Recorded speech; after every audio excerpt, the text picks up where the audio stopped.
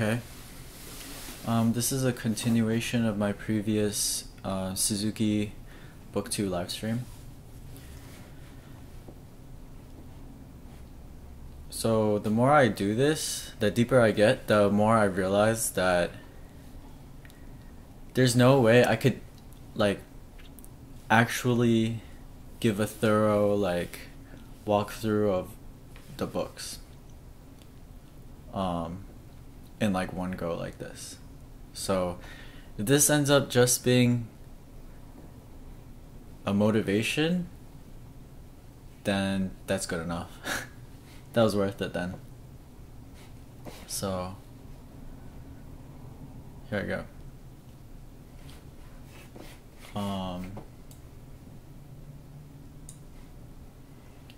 So we have more tonalization, which apparently Suzuki, the way he thought about these is it's a little bit simpler than the actual song material. What he wanted with these is he wanted the players to quote unquote have to be able to tell the difference between a nice tone and not. It sounds really Japanese now that I hear it, say it to myself. But yeah, so those are his wishes apparently. So it looks like arpeggios and stuff, and it looks a little bit simpler. And so what I think you should focus on when you do these is nice tone. Just only because you don't have to think about your fingers that much. You have to think about your fingers less so than the actual song material later on. So just focus all your focus on a nice tone. I think that's the main thing. So I have Minnie over there. Alright. So I'm just gonna play these. So first over here you have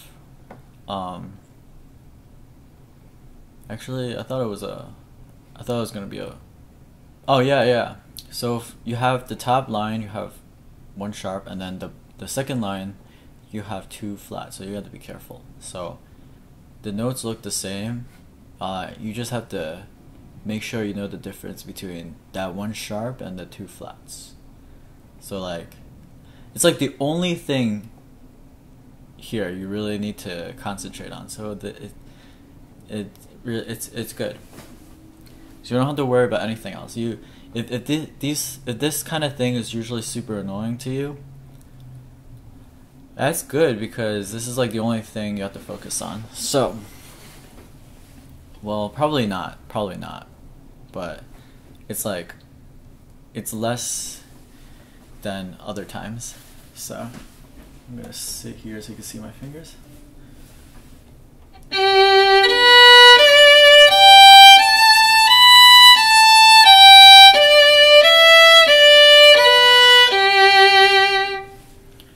And then we have flats, so here we go.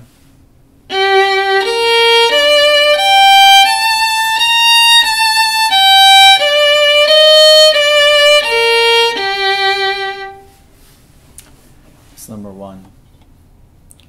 Moving on, we have a similar thing, except it's G string and D string. So if you don't feel too confident with G string and D string yet, I would say do a few swings.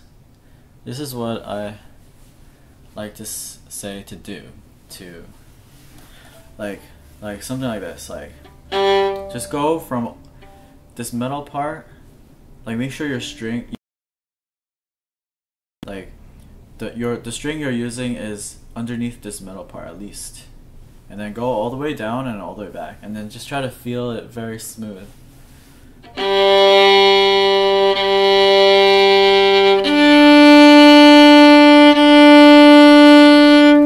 A few swings like that. and then start.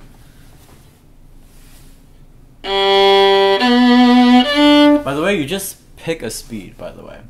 So when you pick a speed, you should pick a speed that's like comfortable. I would lean towards slow, but the most important thing is to keep your timing in ratio and your tempo, or your rhythm, your tempo in ratio. So like, don't, if you go fast enough where you have to suddenly go faster or suddenly go slower, more likely you should go slower. You should go to a slower tempo in general. So, and then like, you do want to push for faster, but only if it's perfectly in ratio. Like, there's no lagging, there's no going slower. Like, if you pick a tempo, you commit. So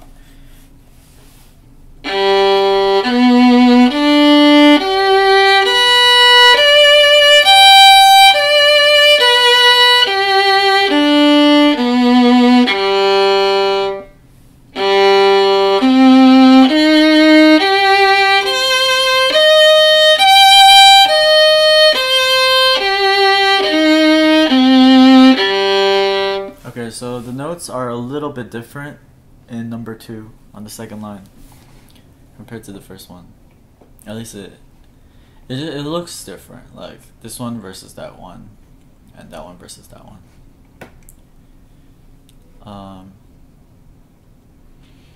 Number 3 is like, it's like a song, but it's like easier than generally the things you find in book 3.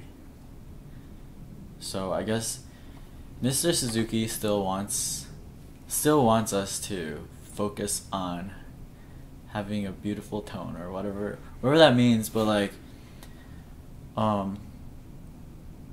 just focus on a nice sound. Like, I think I don't know how to say it, but you know what I mean. Alright, so cause this should be easier than what you normally are doing now. This is like easier. So it's not like it's not labeled as like an official song. It's labeled under tonalization. So this should be like simpler for you, so you can focus on sound. Here I go.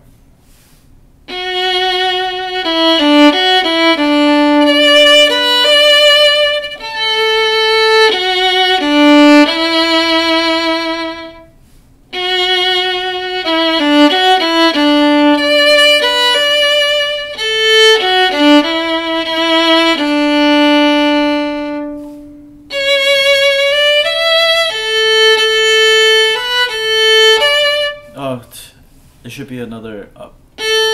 Sorry.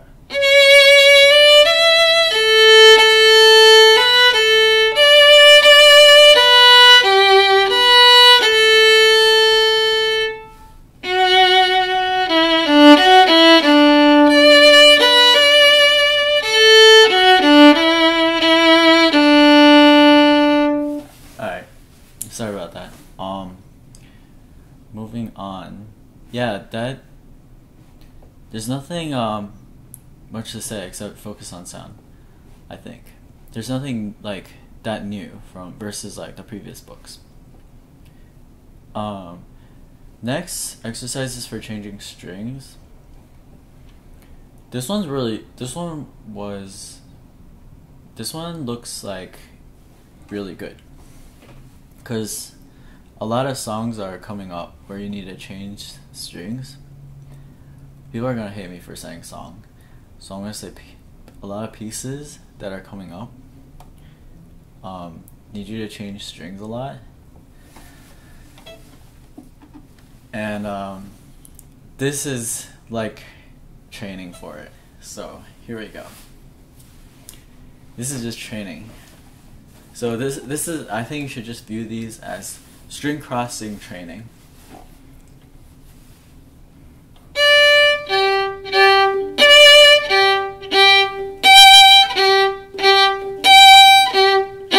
See, like this one's crazy. It's like D string, jump to E string, and you have to go over the A string without hitting it. And like what you should concentrate on is no matter what, stay on time. Like do it on time. Jumping over the A string is gonna lag you, but no matter what, try to go on time. And if you can't, like, no matter what, try to go on time. If you can, it's probably like because you like tripped over the A string or something, which you should just be firm about that, like staying on time. That's just my opinion. Alright, so this one's just jumping D and the E. And then number 2 looks very familiar. It's the beginning from like Minuet.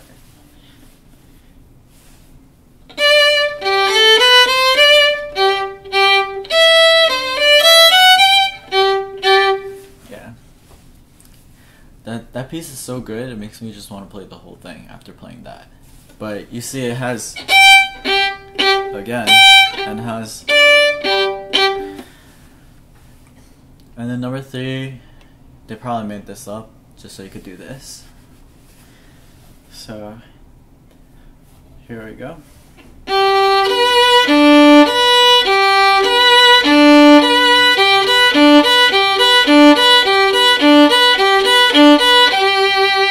That's a repeat, but I didn't do it.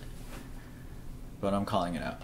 That if you decide not to do something, make sure like you're doing it on purpose always and not by accident. Not much to say about that. I think they just did that just so you could do that. So you might spend some time practicing that if you don't feel satisfied with how you're doing it. Moving on. Number 4 looks like a familiar thing too.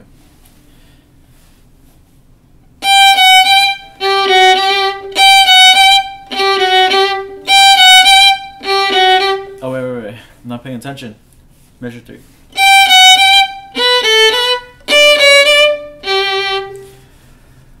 This sounds like something that's coming up later, I think. Unless I have the books confused. But it is a jumping, string jumping. Number 5.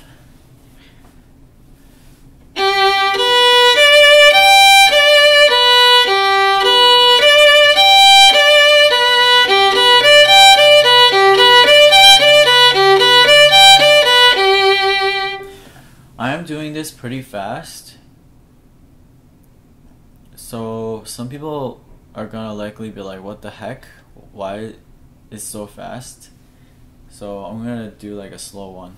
You could probably do it like, if this is too fast, you could probably do like, oh, always when you like decide on this, when you're deciding on the speed that you want to play a piece, right? You always want to look at the fastest type of notes in the piece and be comfortable with that, because it can be really like deceiving if you decide on the speed that you're gonna play a piece by like slower note types like quarter notes or half notes. So like, let's say you're playing for a NISMA judge, like you're doing a test or audition or something, and you're trying to think about the speed that you're playing your piece. Yeah, like you're all nervous and like the adrenaline, your blood's flowing, your adrenaline's going, and you're thinking about like what speed you're gonna start. Think about like the fastest note type. Like think about that 16 note area that you have to play, and think about like the speed you're gonna play that, and then slow down your quarter notes and in the right ratio. So just in case. Anyway, number 5, I'm gonna do a little bit slower just to show people who can't do it that fast. So I'm gonna think about actually the second line, like maybe like that, and then lower the ratio to 1 and 2, and so and 2 and So this way, when I double it, I could be like.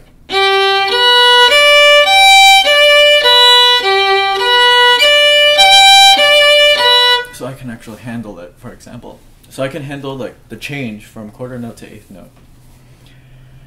Alright, I'm gonna move on. Number 6. This one's also 3/4. This one looks a little bit confusing, so I'm gonna start off by counting to myself 1, 2, 3, 1 and 2 and 3, and just to give myself an idea. Rest.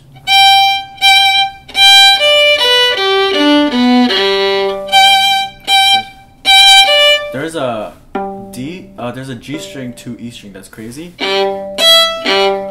You're jumping over the D and the A string, so your main thought should be jumping that on time and not accidentally hitting the D and the A. So that's what I think you should be mostly thinking about.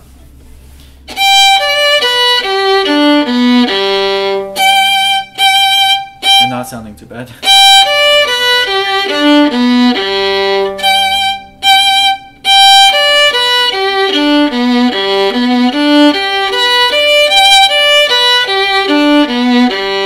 Rest. Alright. We'll move on. I'm like finishing each book, each stream. That's crazy. Alright, so like my camera thing is covering it, so I'm gonna move this smaller, cause I don't matter that much as the music, right? Alright. Gavat. Let's see what the main things with this is. I see like accents right here in the third measure, like.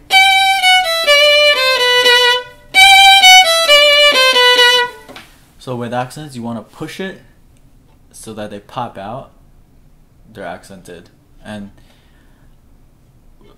how I think of accents, like when I do it, it sounds really good if I play it starting with a vibrato.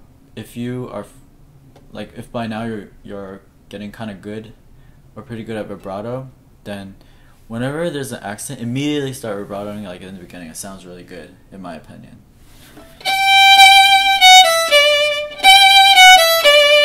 On top of like doing the oomph.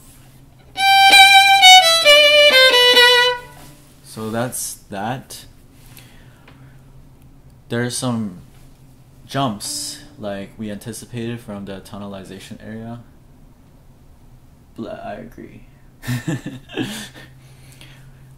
There's some jumps like we anticipated from the tonalization area. See that?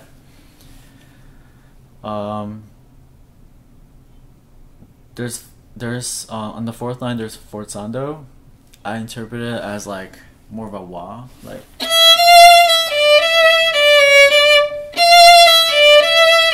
So like I interpret accents as more like like a boom from the start, and then forzandos I interpret it more like a milder start, and then it gets into it, like. That's how it sounds to me when I'm like reading music with forzandos and I hear those famous legends play it. That's how I interpret it. So let's see. It repeats. I think it's starting off pretty like easy. I don't see anything that different from like what we previously went over in the previous 2 books, because it's the first song. So I have this Suzuki book came with like CDs with accompaniment, so I'm gonna try to play along with it. So I have it. Hopefully this works. Alright, wait. Let me see this volume. Maybe a little bit louder. Alright. Oh wait. Start over from the beginning. Alright. So I'm gonna try to play along with this. Doom, doom.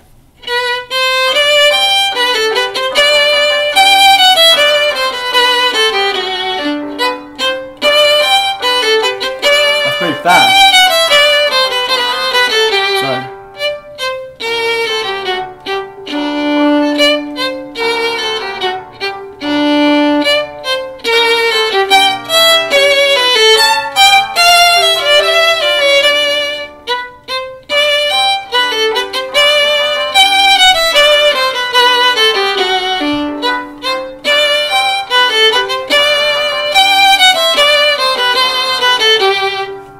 Crap.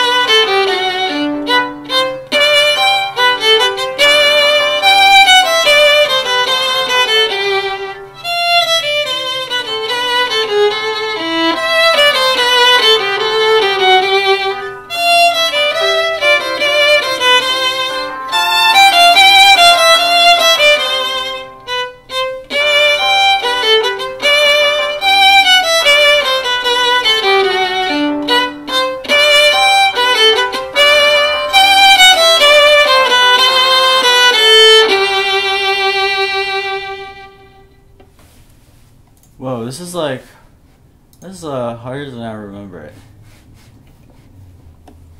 Oh well. We got through it. So.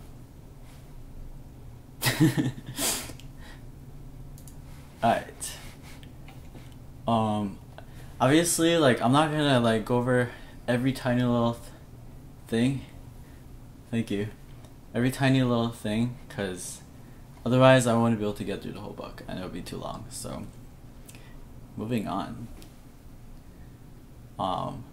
Yes, this is the next one. This is the most famous one, and we played this before in the previous books, but we get the next part now. Like, we get the.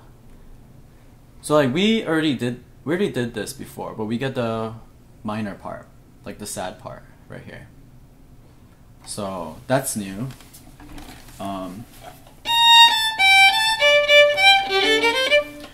So, like, your teacher's probably gonna yell at you for, like, oh, why is your finger too not high enough or not low enough? Because, you know why? Because, like, the key just changed and you're not used to it. But just remember, like, one big rule is, like when you have, like, a sharp, just remember which fingers are supposed to be close together, like this or like this, like second finger low, second finger high, or third finger high, third finger low, third finger high, third finger low. It should be really uncomfortable.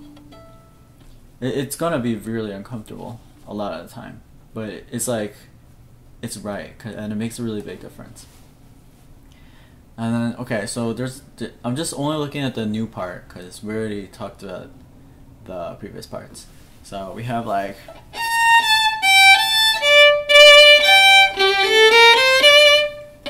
and this part is weird. By the way, this is gonna feel really weird because F natural is really low, and it's like, it feels really awkward. Like, it feels really stretched out. This one is a potential hard spot. And then the hardest spot is gonna be right here. This is gonna be the hardest spot because I'll show you.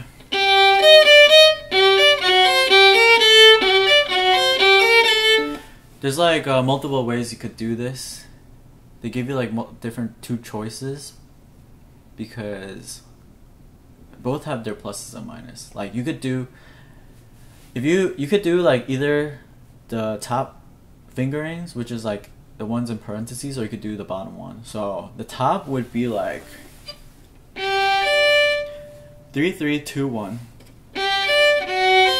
See, this is really weird, but the advantage of this is that you don't have to move your third finger down and up. You can stick your second finger to the third finger, but then your first finger gets stretched up higher, like has to press higher, which is really weird. And then your first finger has to come down super low, like this. I don't like that. Like, I don't like this to this. That's too big for me, so I prefer, you could do that, but like, I prefer the moving the third finger around one. So I prefer that. That's probably the hardest. That's like the main thing. I feel like this entire piece was so you could learn that part really well. Maybe. Not really, but that's a really big thing. So hello, Guru Kun. Alright, so I think I have the piano accompaniment for this one too. So I'm gonna try to play along with that too. Where's minuet? Minuet. Alright, I'm gonna listen to see how it starts first. Alright. So it clicks 1 2 3 1 2 3 dun dun dun dun dun dun. Okay, that's how it goes. It's not as good as having a real pianist, but you know, not everybody could really just hire a pianist, you know, for all your practicing time. So sometimes you just have to work over the metronome. I'm pretty lucky already to have these accompaniment things already. But the problem with accompaniment recordings is that it's set in stone. It's not gonna follow you if you stretch things. You can't do like certain musical things, you know. Like you can't make certain decisions on your own. It's not gonna follow you. Okay, you wanna do a retard?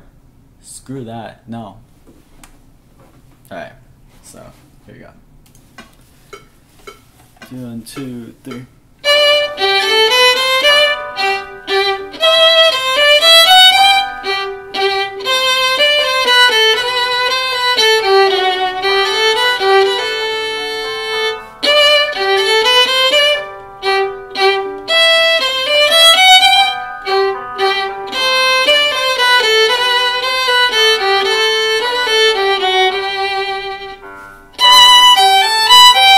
Oh, just repeat. It doesn't say that here.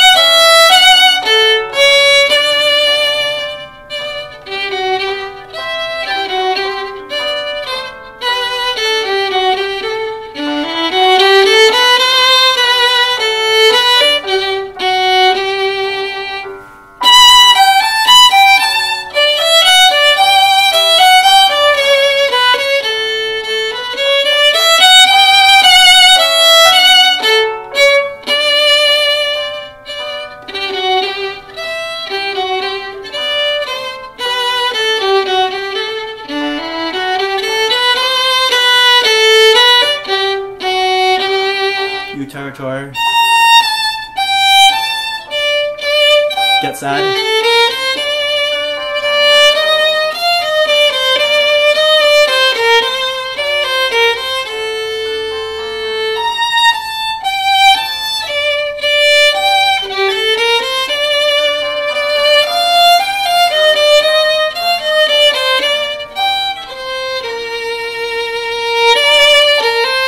Oh, just repeat. Oh my gosh. Mood breaker.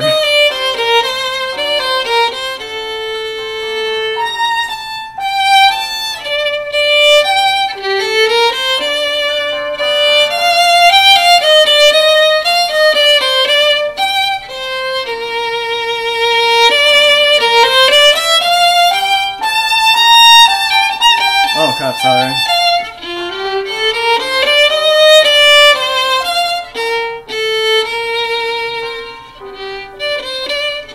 Here we go.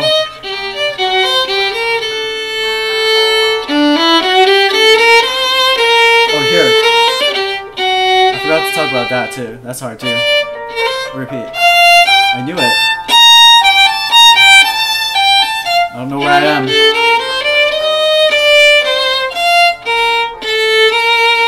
Oh, I see.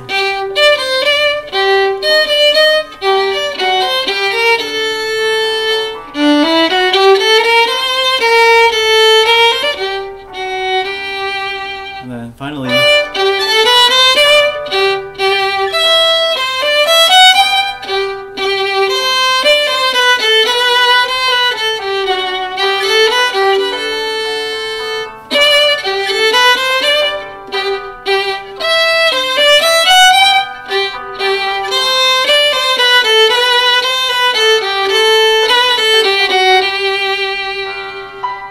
okay. This is a different version. I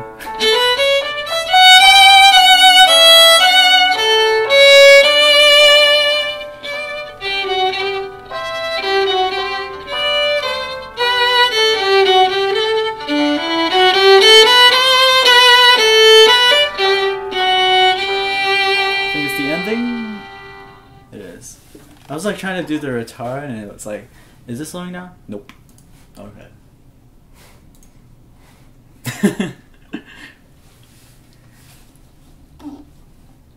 Yeah, a lot of notes. That's Suzuki Book 3. Suzuki Book 3 has a lot of notes.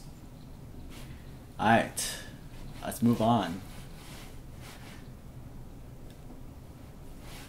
Okay, I can make this a little bit bigger. Good vibe. Did I miss anything? Oh yeah, I want to say that this part over here, that's pretty hard too. Like you have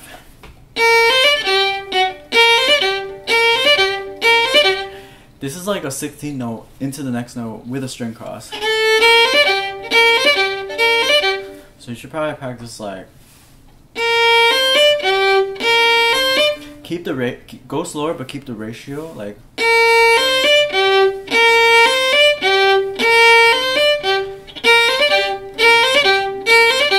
eventually, you know, you just work on it and try to get it as good as you can.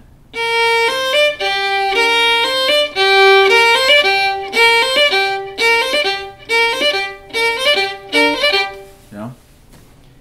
I like skipping really fast. This is probably like a lot of practice time. Alright, moving on. So, I think the thing with this one is that it's the minorness of this one that they're trying to emphasize here. Like, you got like a lot of flats here. See, you're slowly getting familiar with like different keys now. It's book 3. Things are getting serious now.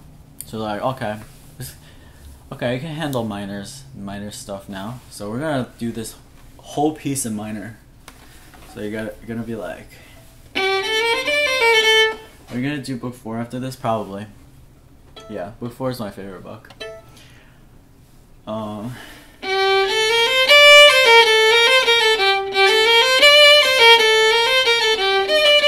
See, it's all minor now. And then you have like some changes. Like here, it's like a curveball. And then you have like a little bit harder run, sort of. Nothing like really that special. And then let's take a look at this tonalization. Yeah, so it's like a minor, harmonic minor scale to get you into it. It's like to get you into the key, I think. Oh, it's not harmonic minor. It's just minor. That's to get you into it. So yeah, you probably, if you're practicing that, you're probably gonna be focusing on your sound more, and you're probably gonna go slower than that. Something like maybe like.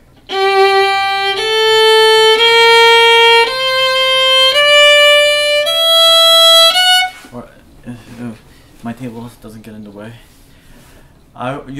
You should probably do it with full bow, to be honest. So something like this.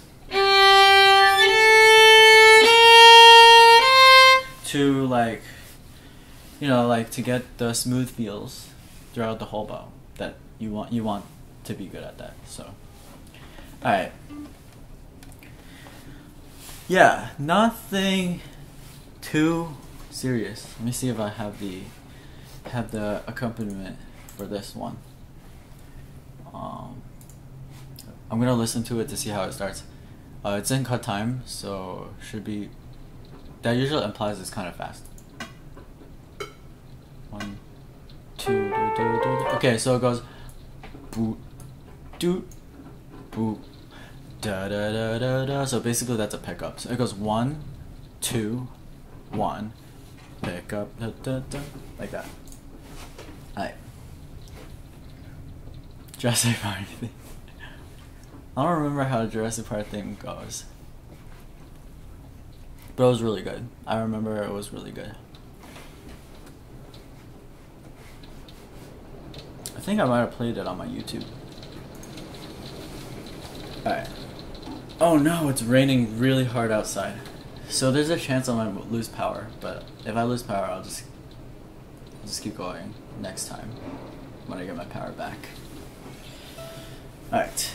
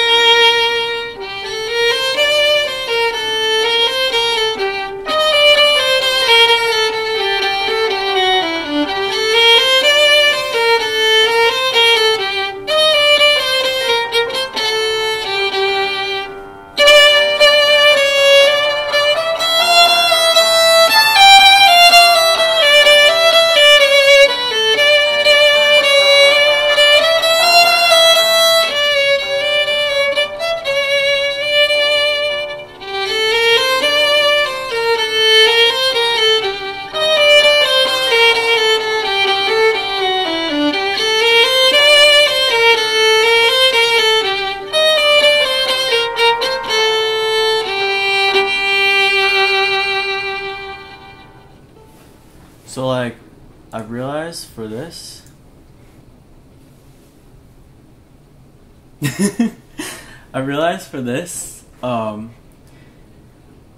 I gonna say? I realized for this,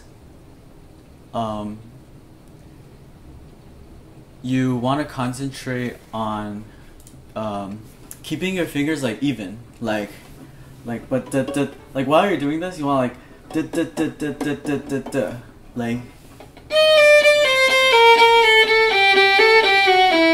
you know, It's like really easy to put down like a finger too early or like something like that. It's just you're probably gonna be like, I don't know, something like you're probably gonna run into like stuff like that. It's gonna be really annoying, but like your main focus should be like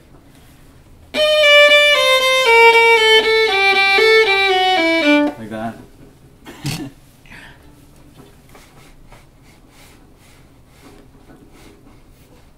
Alright, moving on. Man, we're gonna hopefully the power doesn't go out and I can do the whole book. Alright. Book 3 is lit because it has so many good songs in it. And book 4 too. Book 3 and 4 are just so good. And then it kinda gets boring after that. Besides like after book 4, like of course there are some songs I really like. Oh, I have to say pieces. Because people will hate me if I say songs. Like there are pieces that I really like, but they're like boring ones. That's just my opinion. Alright, so the thing with this is like a new like rhythm. Like the first time you see this, you'll probably be like, what the F? Like, what is this rhythm? What the heck is that? 30-second notes, 30-second rests. But it's not as hard as it looks because it's divided nice. Like what I mean is like it's two beats in one measure, and it's like it's not that fast. It's like boom, boom, boom, boom. It's like slow actually. So when it's that slow, a really fast value note, like a 30-second note, becomes slower. So it's like handleable. So it's like dun dun dun dun dun dun dun dun. I'm singing the wrong pitch. Dun dun dun. That's the right. Dun dun dun dun dun. I shouldn't sing. Dun dun dun. I'll just play. And then like you see like on the bottom of this page on the right, it's trying to show you like how to practice it. Like I'm gonna play the bottom right part, like.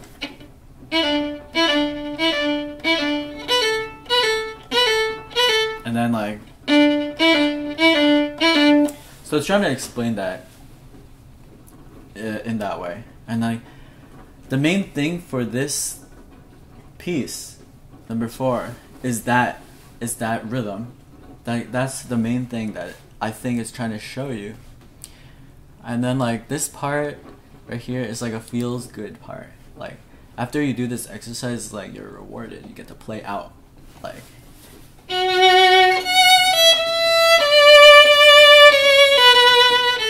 know, that's how I feel about that part. And then, so like, this bottom line right here, you could do this in first position, like.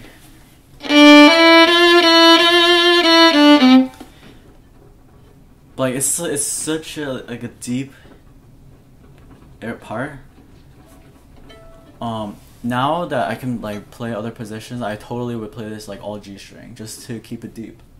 But you probably won't want to if you're just learning. But like I feel this bottom part like.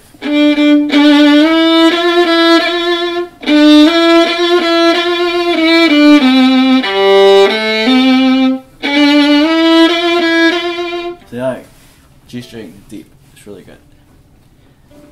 But you probably, if you're learning, you're probably not gonna do that. You're gonna like.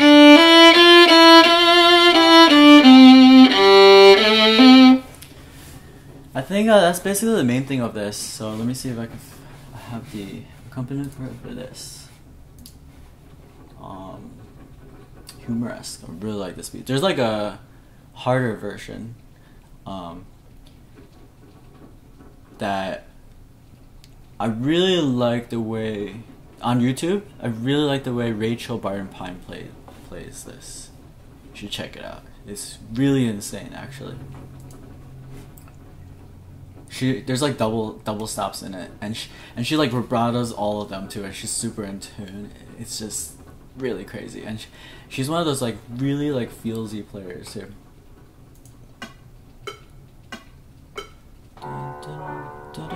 Okay, boot deep, that's how it starts. Alright, I'm gonna turn the volume a little bit louder. There you go.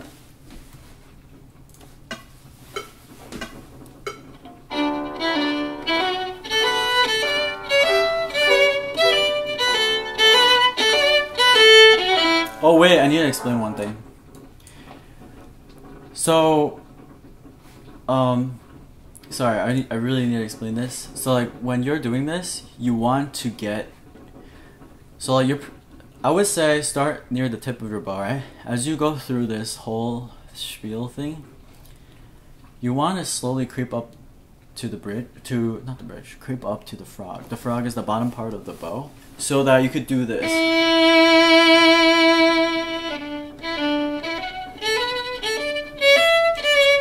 So like whenever you do like a down, you do less, and then whenever you do it up, you do a little bit more. So like it creeps up to the frog. So you're like,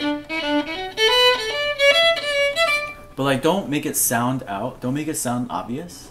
Like try to make it sound like you're doing a phrase, but like try to not make it sound like you're doing that, basically.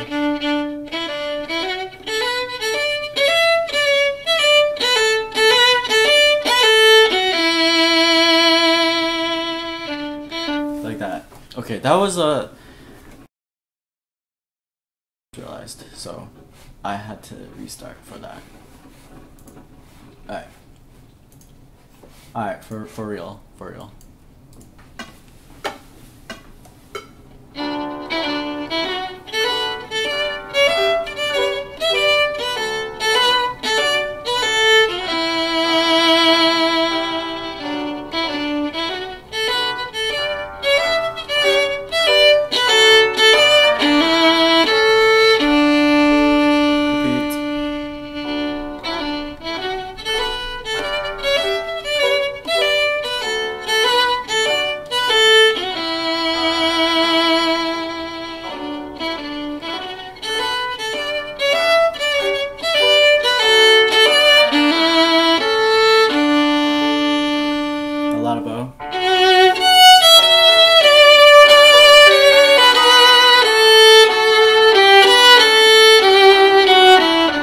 Vibrato if you can.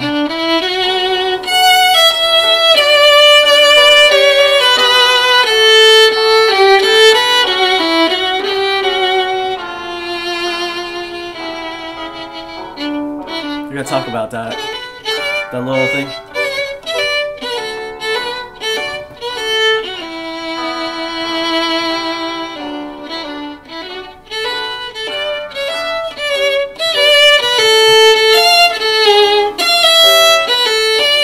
Really hard. Gotta talk about that too.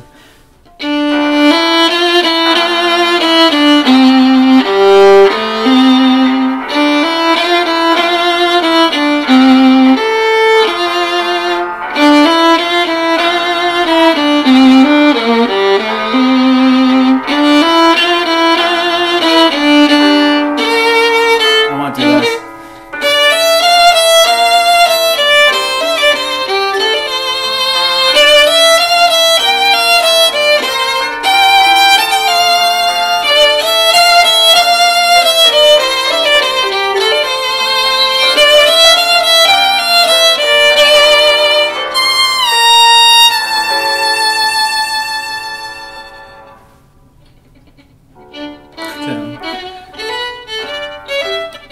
It's not a real person. So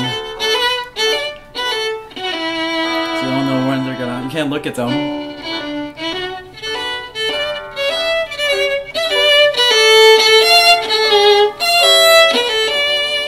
Oh, that's quiet actually, sorry.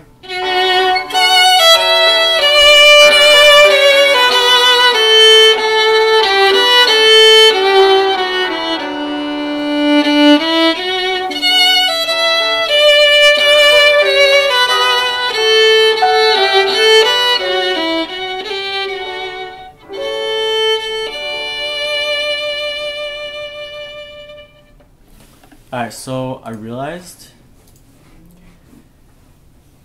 what are you recording audio with?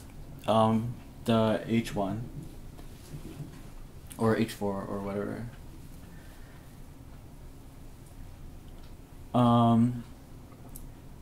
I think I am, unless my settings are weird.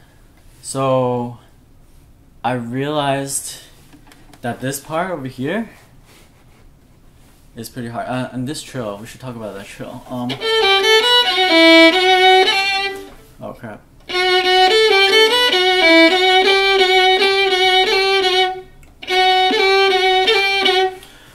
So it's a grace note. I said this before in the previous, the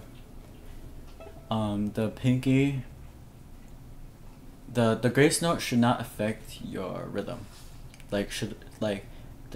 It should not affect when your G will hit. Your G should hit. Your G, or the last note, or the third finger note, should hit on time. But on the other hand, ideally the grace note, or the mini note, the pinky note, the A, should be very clear. So that should be like your main concern when you're practicing this. So if you need to slow it down and keep the same ratio, do it. Like, that should be like your main goal.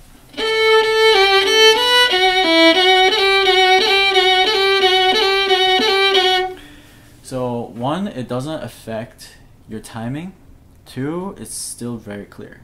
And for it to be really clear, you have to make sure that it is pressed all the way down, but you can't press it too hard, because if you press it too hard, you're gonna lag, and you don't want to lag either. So you have to Goldilocks it. You have to press it just right. Yeah. And then the other hard spot is here. See, like, their fingering is kind of weird, like, and then you just jump over the A, and you have to do stretches. But like, the thing is, like, they didn't teach you third position yet in this book.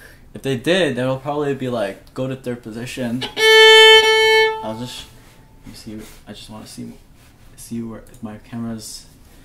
I would be like, go to third position. See? I would be like, so much easier. But like, they didn't teach you third position yet. They don't teach you it until the famous piece in book 4. So I think maybe they felt like they couldn't. But I would say that's what I would have done. And I also would have done like, to stay in G string on that part too, because it's like deep and nice. So that's everything I want to say for this. So moving on. Alright, so for this, I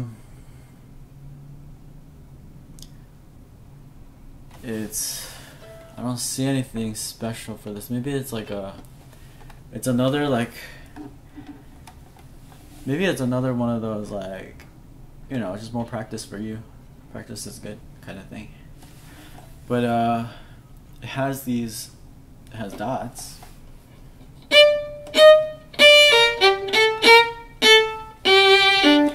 I feel when I play that, I feel like you really have to hold yourself back and be on time for this. It's kind of hard.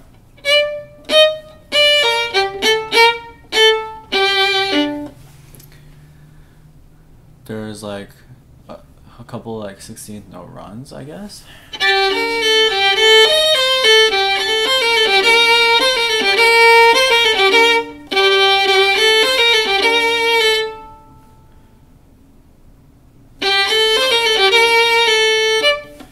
There's those.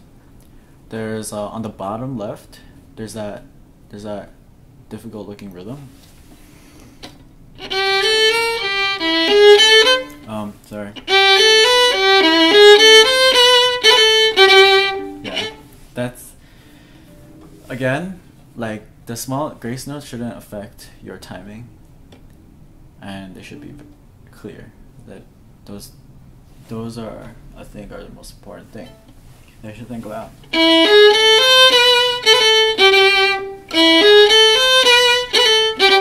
So like that weird thing with the 2 dots and the 32nd note,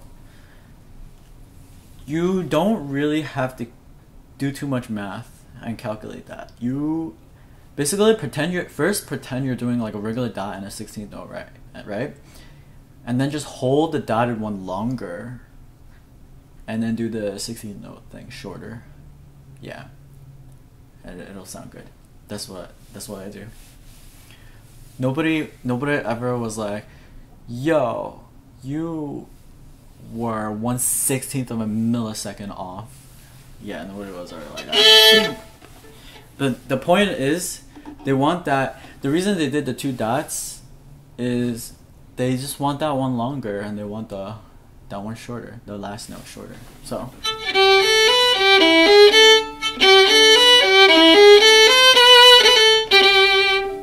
That's what they want. They as in Gene Becker, I guess. The composer. I don't see anything else sticking out. So I'm gonna play this. Let's see if I have the accompaniment for this one. Alright, I'm gonna listen to it to see how it starts. Okay. There's no clicks in the beginning because we have a measure of rest, and that's when the piano goes dun dun dun. It's actually dun 2 3 4 dun dun, and you start dun dun dun. Alright.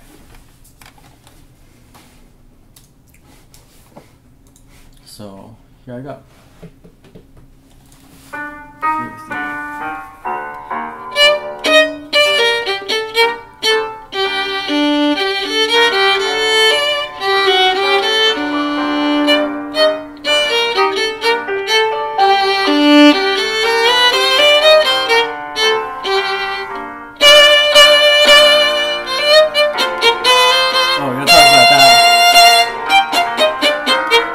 Notice that.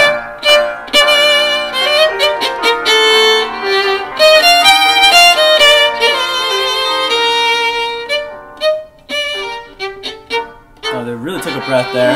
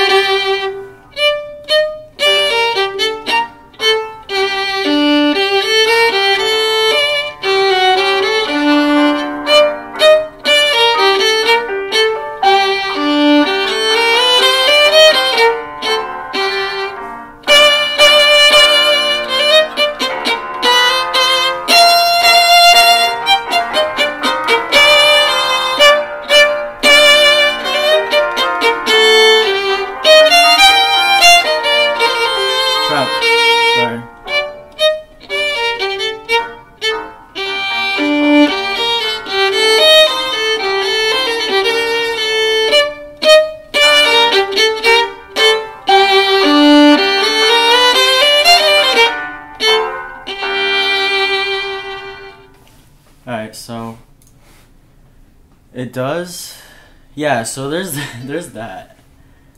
There's the new thing is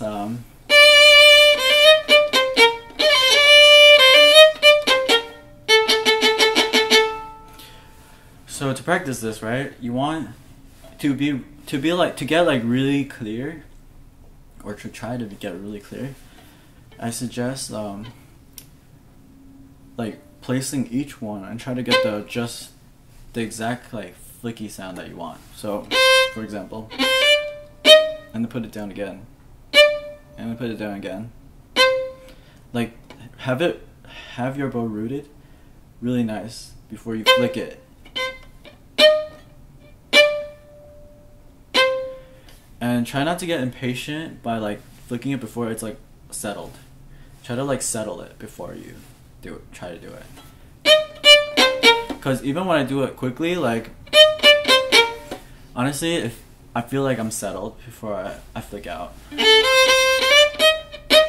But it could be a while before you get that feeling.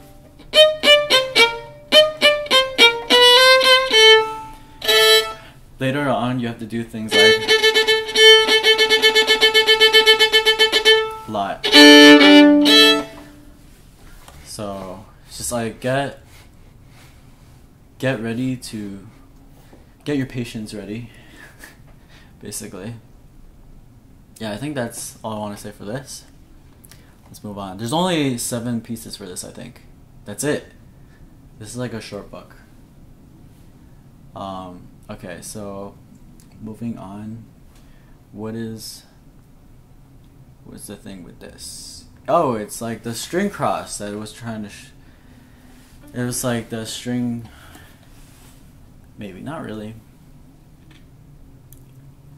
I don't know. I don't see anything like, oh yeah, there's double stops. There's this on the second page, middle. It looks scary, but not really, because one of them is just open E. So you have to play the C sharp, right? And you just have to make sure that your finger doesn't touch the E string, and the E string's like good. And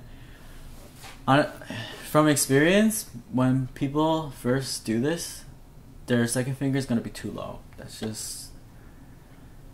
just from my experience. So be careful. But what you should do is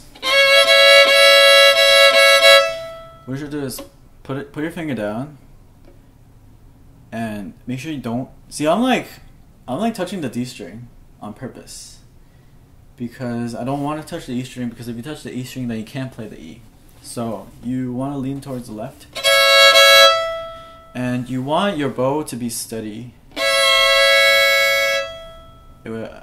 Steady and like in the right perfect angle to play both strings at the same time. So you might want to, before you do that, you might want to do this.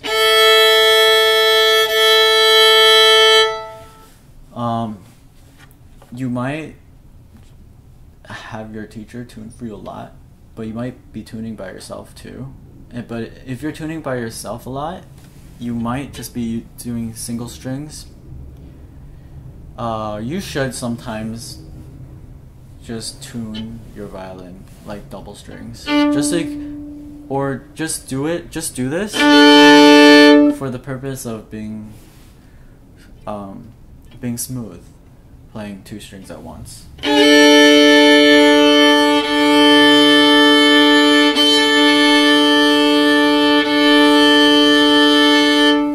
You know, so that's what you need for that. I think that's like the main thing for this. So, here you go. Gewandt D. Alright, I'm gonna listen to this to see how it starts. 1, 2, boo, da, da, da, da. Alright. Dang, that's pretty fast. Maybe that's the thing. Maybe that's what makes this kind of hard. Cause like it doesn't look that hard, but like they want you to play it that fast, huh? I guess. If that's the case, then that will be pretty hard. And there's like, where's my mouse? I don't remember this trill. I think someone just wrote that in.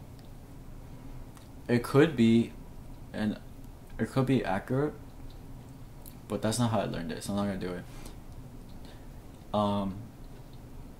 This trill I remember. For trills, just be clear and don't lag.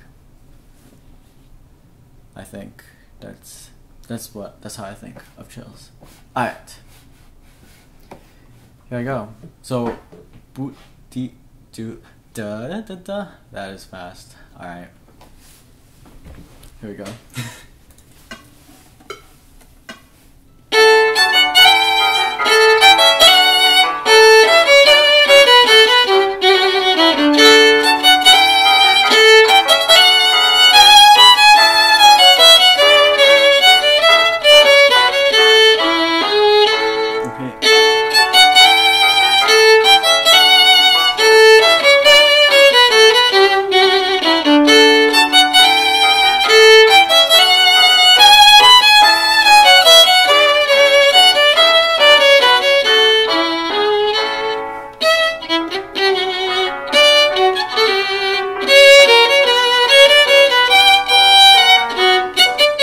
I like that trill actually. I'm gonna do it.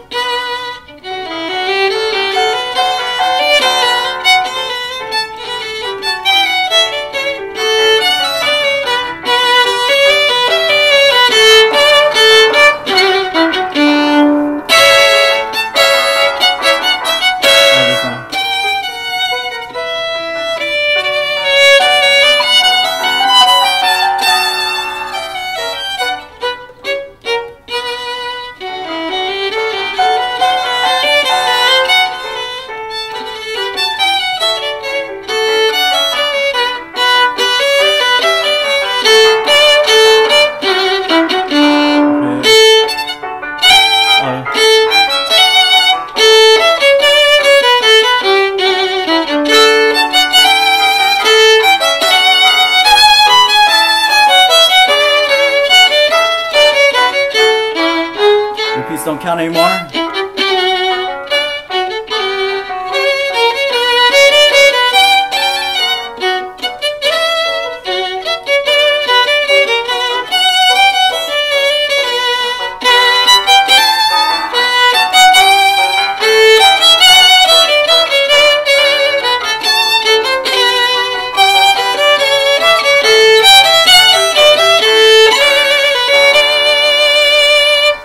Okay, so by the way, I just noticed there's a smush here. Yeah, I think that's an A, because I remember that being an A. Also, yeah, that was like the main thing I want to say. There was something else, but I don't remember. Damn.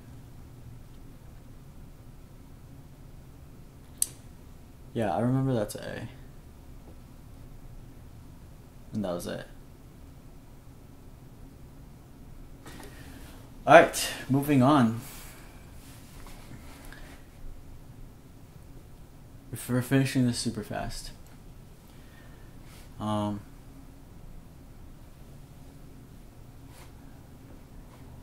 Okay.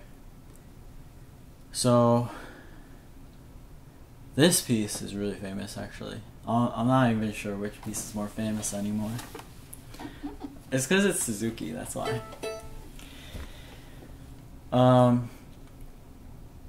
So it looks like on the bottom right, they're trying to like prepare you for this. Because you got things like, I remember there was like a trill here, but it's not really here, I don't know why. But I'm gonna do it because I like it.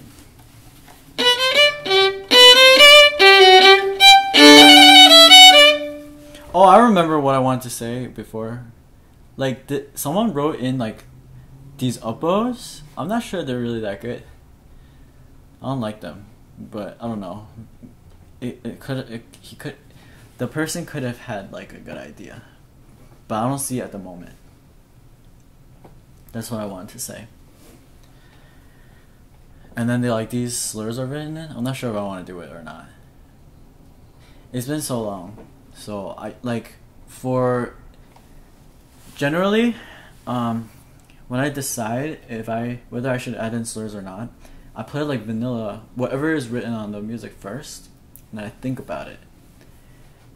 And then if I think it's a good idea for whatever reason to add a slur, I might do it. Like it could be like so I end up like in a down bow in a spot where I want to end up down bow. Or it more likely, well not more likely, it could also be like I think it would sound better with a certain bowing without like, and it wouldn't like disrespect the composer's wishes. If I can only guess though, a lot of the composers are dead. I can only hope they don't haunt me when I'm sleeping. Alright. Yeah, so there's a regular part, there's this chord that you just have to hit accurately so that it matches. There's a sad part or minor part. So like a lot of fingerings, a lot of button presses. Well, people are gonna hate me for saying button presses, but I'm gonna say button presses. A lot of button presses are switched all of a sudden because of the key change. So you're gonna have to watch out for that. And I think, see, for 3-note chords and 4-note chords, right? This is how I think when I do them. Basically,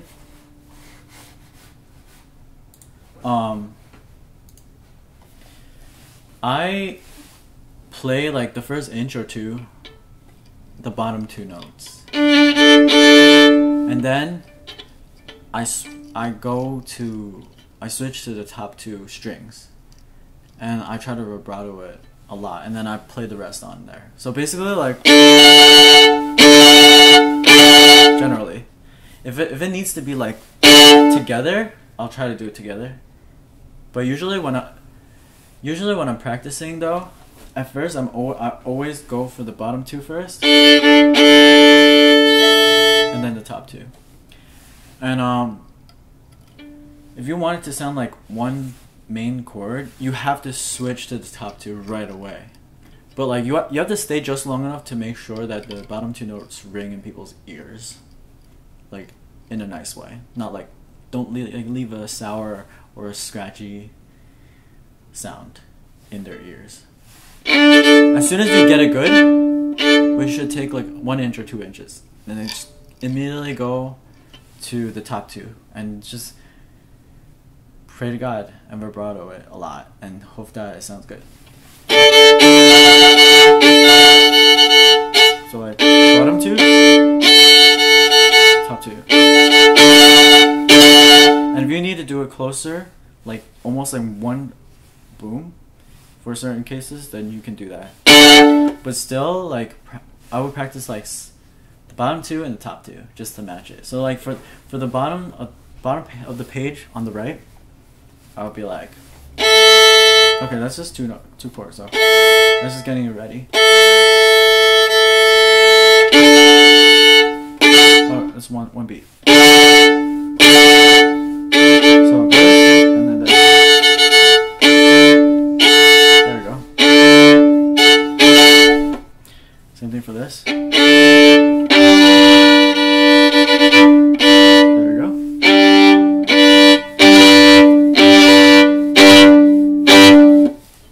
Like that. I don't notice anything like special anymore. So I'm gonna see if I have the accompaniment and do it. Let's see. I'm gonna listen to see how it starts. Alright. It actually clicks on the pickup. See? Boot, dee, boot, dee, da da da. Oh, okay. No, that's because boot, dee, da da da. It's like, it's not, it's the second beat, and then you start on the end of that. So it's like do, dee, do, dee, da da da da da da, like that. Alright. So here I go. This is actually the piece. This is actually the song that the piece. I'm gonna say the piece, so I don't get killed. This is actually the piece that I recorded on my YouTube that got like, I think it has the most views on my YouTube right now. I think it's like something like 200,000 or something crazy. Yeah, you guys should check it out. Alright, here I go.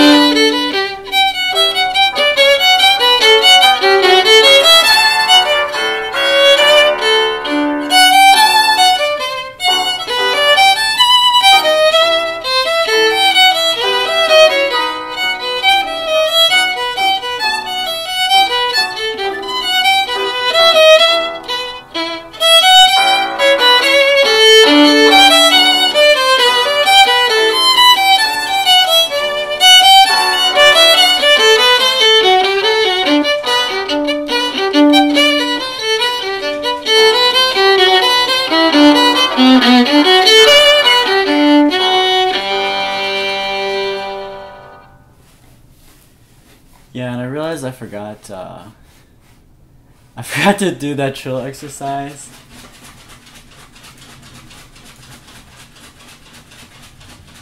Some of those E naturals are written in right.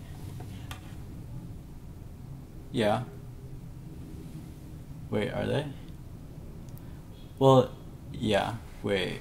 Yeah, like this. Like that. Yeah. It sounds right to me. Wait, let me check. Now that I do that, I'm not sure. I think it might be like a version difference. But that sounds right to me too. What the heck?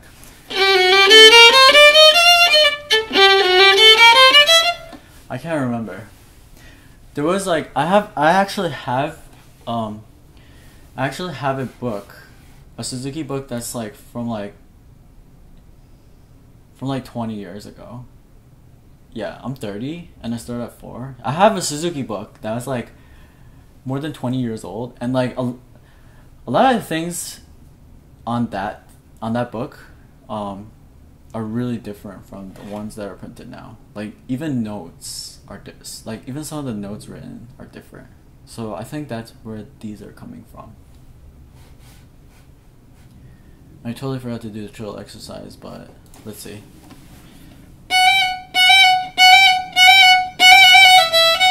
See, like that kind of bothers me because it's 5 notes in one beat.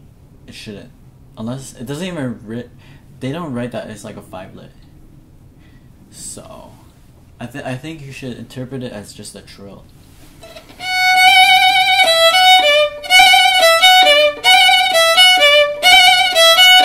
So like do it really fast, but make it really even and clear, and do it on time and ratio. Just like, I mean, the whole cluster in one beat. So like don't think about how many you're fitting into like one beat. Just only do it really fast and clear. Hello Turkey Sheriff and Dory. I don't know how to pronounce that, sorry. Hello. Yeah. But this is the end of the book, and this is gonna conclude my stream, and I'm gonna go back to doing. I started my laundry before I started this, so it's time to dry my laundry now. Thank you guys all for watching.